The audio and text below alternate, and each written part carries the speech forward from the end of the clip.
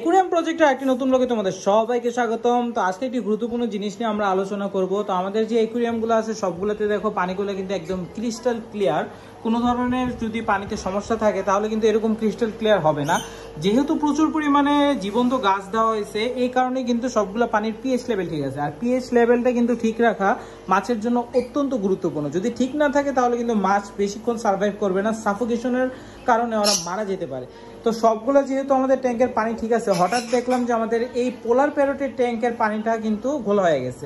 এর মানে এটাতে কিন্তু পিএইচ লেভেল আর আগের মতো ঠিক নাই, এটার মধ্যে অ্যামোনিয়া স্পাইক করছে। আর যদি এখন আমরা দ্রুততার সাথে পানিটা চেঞ্জ না দিই, মিনিমাম তোমার এখানে 50 থেকে আমরা 60% পানি চেঞ্জ করে ফেলবো।